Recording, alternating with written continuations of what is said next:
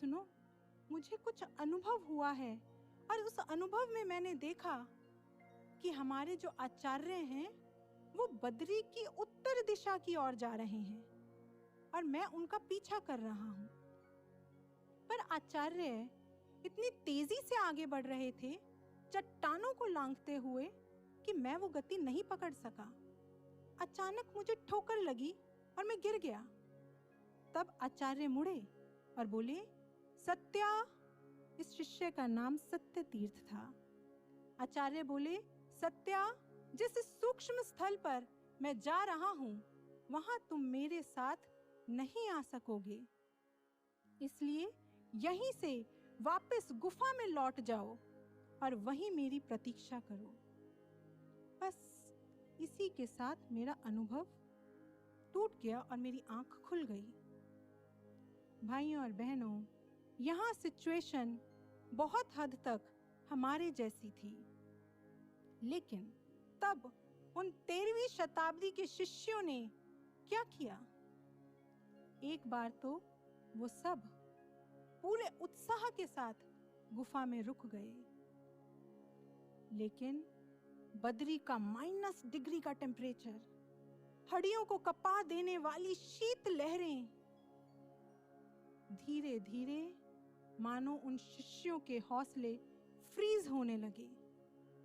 तो जो विमति वाले शिष्य थे वो सोचने लगे, अब तो बहुत समय हो गया, हमें नहीं लगता कि अब आचार्य वापस लौटेंगे भी, और इसलिए वो शिष्य लौटने लगे और बढ़ते समय के साथ एक एक करके वो सारे शिष्य वापस लौट गए। लेकिन एक, केवल एक, वो अनुमति वाला शिष्य, वो शिष्य जिसके पास अपने अनुभव का आधार था, वो वहीं उस गुफा में अपने आचार्य को लौटा लाने के लिए रुका रहा। और केवल रुका नहीं रहा, इतिहास बताता है भाइयों और बहनों कि उस शिष्य ने ऐसी साधना की, ऐसा तपोपुंज जागृत किया, श्वास श्वास में ऐसी अलख जगाई थी उसने, एक तार अपने गुरु को पुकारा था उसने, कि उसके माधवाचार्य जी को प्रकट होना ही पड़ा। सत्य तीर्थ उनके चरणों में गिरकर खूब जोर जोर से रोया और उन्हें कस के पकड़कर बोला, आचार्य, आ गए आप अपनी सूक्ष्म यात्रा से? कहते हैं माधवाचार्य जी का बड़ा गठीला शरीर था, बड़ा बलिष्ठ थे वो, पर अपने शिष्य की, अपने सत्य की इन गर्म आंसुओं से वो भी पिघल गए। झुके, उसे अपने गले से लगाया और फिर बोले, आया नहीं सत्या, तू मुझे ले आया। तेरे तप का रथ बड़े वेग से मुझे उस सूक्ष्म लोक से ले आया, लौटा लाया। तब सत्य तीर्थ ने कहा, आचार्य, चलिए आचार्य, वापस चलते हैं, अब अपने आश्रम लौट चलते हैं।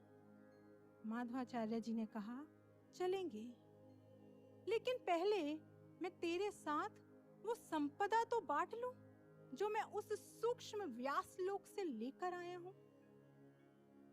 भाइयों और बहनों, ये मान्यता है कि आज हजारों हजारों साल बीत जाने के बाद भी बद्री में वेद व्यास जी का एक सूक्ष्म आश्रम है जो 4 डायमेंशनल प्लेन में है, जहां हम और आप नहीं पहुंच सकते।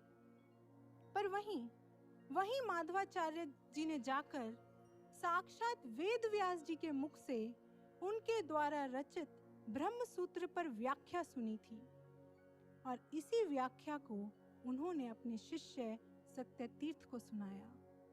और फिर इस युग में उस पर भाष्य, उस पर कमेंट्री लेखनीबद्ध करने का सारा श्रेय माधवाचार्य जी ने अपने शिष्य सत्य तीर्थ को ही दिया।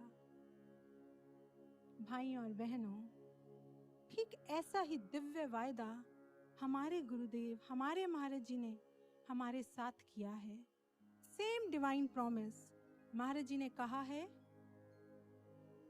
सौगात अनूठी लाऊंगा, लौट कर जब मैं आऊंगा, आशीषों के आंचल तले तुम सबको ला बसाऊंगा। दिव्य लोक की दिव्य संपदा लेकर जब लौटूंगा मैं, तुम हो मेरे, मैं तुम्हारा, सर्वस्व तुम ही पर लुटाऊंगा।